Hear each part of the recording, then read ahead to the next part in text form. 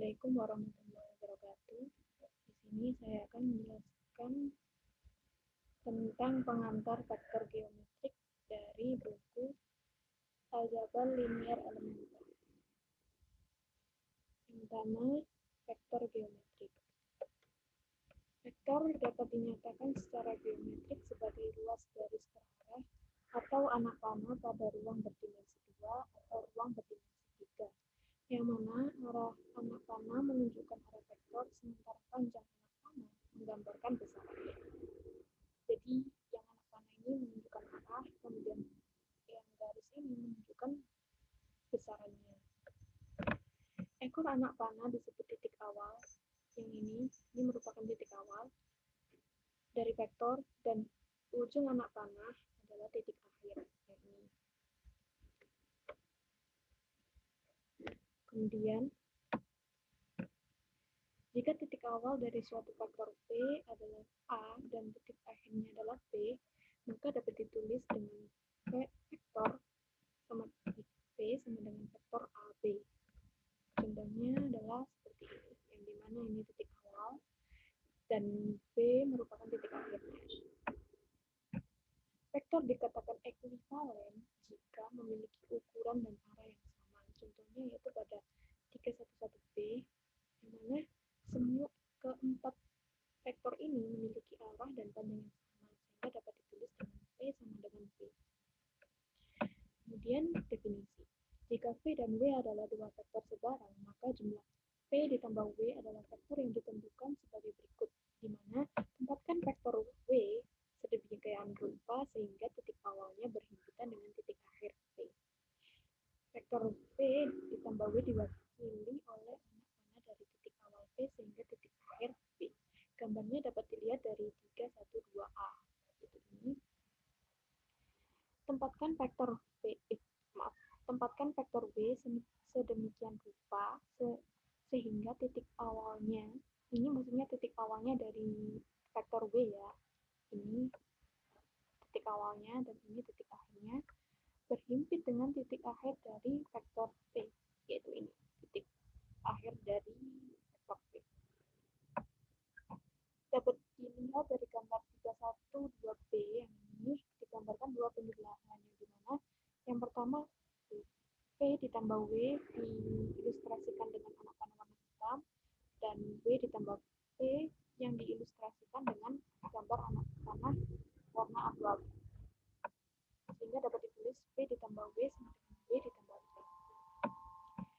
Kemudian vektor dengan panjang 0 disebut vektor 0 atau zero vektor, sehingga dapat dinyatakan sebagai 0 dan dapat didefinisikan 0 ditambah P sama dengan P ditambah 0 atau sama dengan P.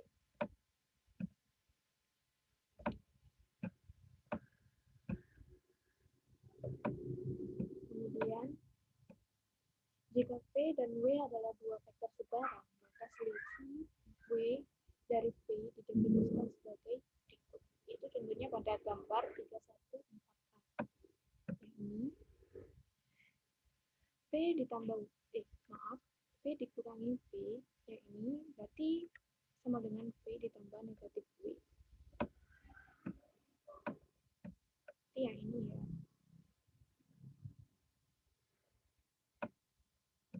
Kemudian, jika V adalah vektor tak nol dan K adalah bilangan real atau skalar tak nol, maka hasil kali produk KV didefinisikan sebagai vektor yang panjangnya K kali P dan arahnya sama dengan P. Jika K lebih besar dari 0, maka arah berlawanan dengan P. Tapi jika K lebih kecil dari 0,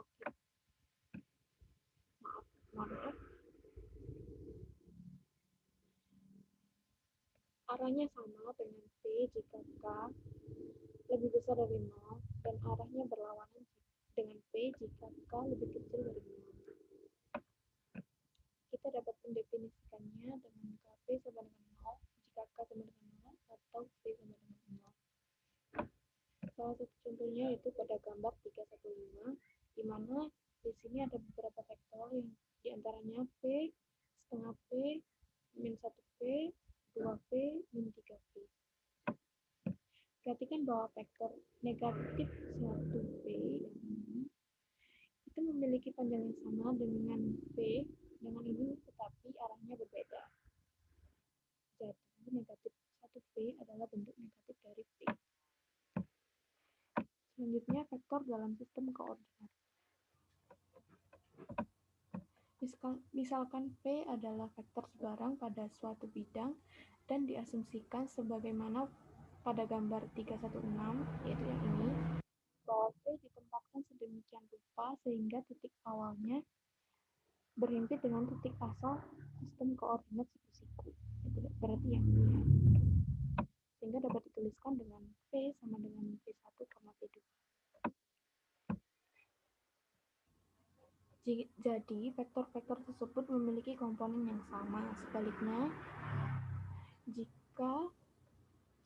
vektor-vektor dengan komponen yang sama adalah ekuivalen karena memiliki panjang yang sama dan arah yang sama. Sehingga dapat ditulis dengan V sama dengan P1, P2, W sama dengan W1, W2. Seperti pada gambar berikut. Untuk operasi penjumlahan dan perkalian vektor dengan skalar mudah untuk dilakukan dalam bentuk komponen-komponennya, sebagaimana ditunjukkan pada gambar 317, yaitu yang atas ini. V, yang dimana V sama dengan V1, V2, berarti yang ini, dan W sama dengan W1, W2, yaitu yang ini. Maka untuk penjumlahannya, V ditambah W itu V1 ditambah W1, berarti ini ditambah ini, kemudian V2 ditambah W2, V2 ditambah W2, sehingga hasilnya jadi seperti ini pada vektor yang tengahnya. Kemudian pada gambar 318, jika V sama dengan V1, V2 dan K adalah skalar sebarang, maka dengan menggunakan argumentasi geometrik yang melibatkan segitiga-segitiga yang serupa, sehingga dapat ditulis dengan KV sama dengan KV1, KV2.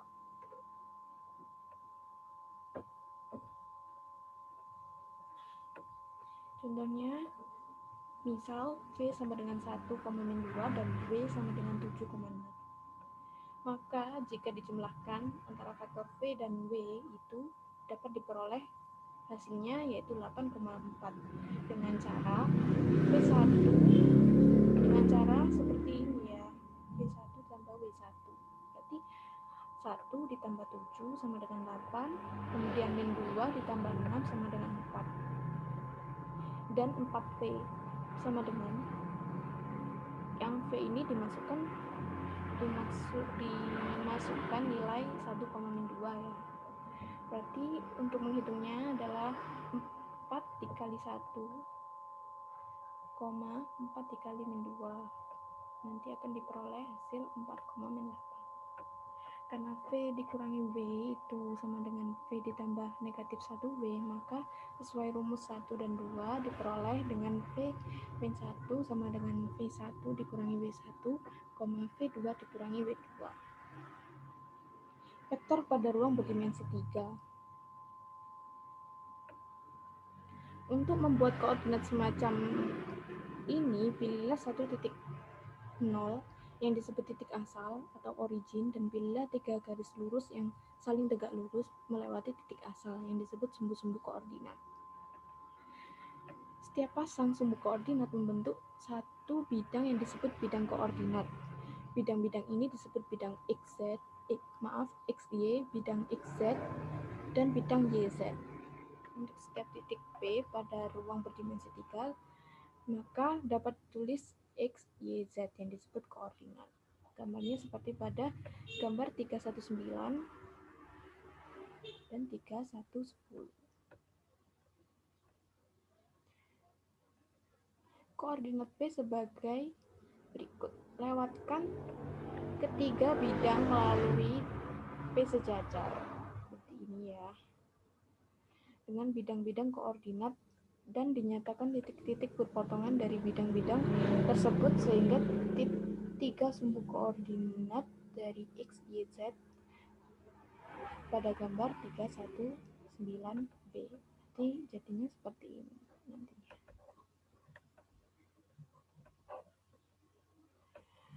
Kemudian sistem koordinat siku-siku ruang berdimensi 3 dapat terbagi menjadi dua kategori, yang dimana sistem tangan kiri atau left-handed dan sistem tangan kanan right-handed. Sistem tangan kanan memiliki sifat bahwa jika spiral bisa diarahkan ke arah sumbu Z positif, maka akan bergerak naik jika sumbu X positif diputar 90 derajat ke arah sumbu Y. Contohnya pada 3111A. Ini. Kemudian sistem ini, kemudian pada gambar 3111B ini disebut sistem tangan kiri jika spiral bergerak turun. Kemudian, jika vektor P pada ruang berdimensi 3 ditempatkan sedemikian rupa sehingga titik awalnya terletak pada titik asal sistem koordinat siku-siku sebagaimana pada gambar 3112. Berarti seperti ini. Maka koordinat titiknya itu disebut komponen-komponen P. Yaitu P dan W adalah ekuivalen jika dan hanya jika V1 sama dengan W1, V2 sama dengan W2, dan V3 sama dengan W3. Maka jika dijumlahkan, rumusnya adalah V ditambah V sama dengan V1 tambah W1, V2 tambah W2, V3 tambah W3. Dan untuk KV sama dengan KV1, KV2, KV3, di mana K adalah skalar dan sekalar. Salah satu contohnya yaitu perhitungan vektor dengan komponen. Diberikan sebuah vektor dengan nilai V sama dengan 1, min 3, 2, dan V bernilai 4, 2, 1. Maka jika dijumlahkan adalah V ditambah W, hasilnya 5, min 1, 3, dengan cara 1 ditambah 4, berarti 5, min 3 ditambah 2, berarti hasilnya min 1, 3 ditambah, 2 ditambah 1, hasilnya 3. Kemudian, untuk 2V, V-nya tadi kan bernilai 1, min 3, dan 2. Maka 2 ini kan skalar. Maka kita menghitungnya menggunakan ini, di mana K, V1, K, V2, K, V3. Maka 2 dikali 1 hasilnya 2. 2 dikali min 3 hasilnya min 6. 2 dikali 2 hasilnya 4.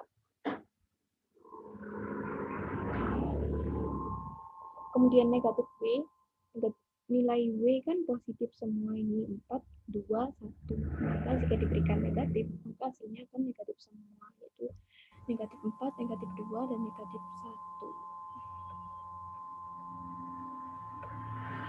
1. V dikurangi W itu kan sama dengan V ditambah negatif W.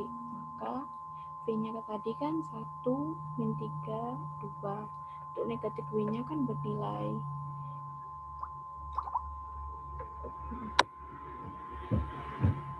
ini ya.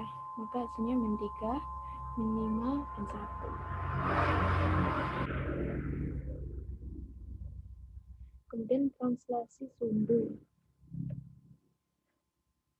Penyelesaian untuk banyak soal dapat dipermudah dengan mentranslasikan atau memindahkan sumbu-sumbu koordinat untuk memperoleh sumbu-sumbu baru yang sejajar dengan sumbu yang semula. Itu dapat dilihat dari gambar 3114A. Jadi ini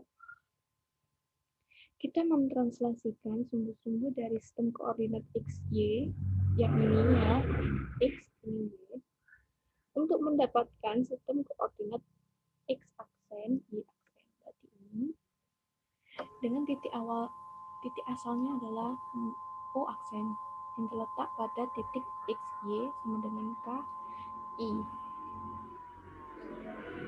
Oleh karena itu dapat ditulis dengan X aksen sama dengan X dikurangi K, Y aksen sama dengan Y dikurangi I. Yang dimana rumus tadi disebut persamaan translasi. Contohnya, misalkan sistem koordinat XY ditranslasikan untuk memperoleh sistem koordinat X aksen, Y aksen. yang dimana titik asalnya memiliki koordinat x, y, atau k, l, yaitu 4,1. Untuk pertanyaan A, tentukan koordinat x aksen, y aksen dari titik P yang koordinatnya x, y, yaitu 2,0, dan B, tentukan koordinat x, y dari titik Q yang koordinatnya x aksen, y aksennya min 1,5.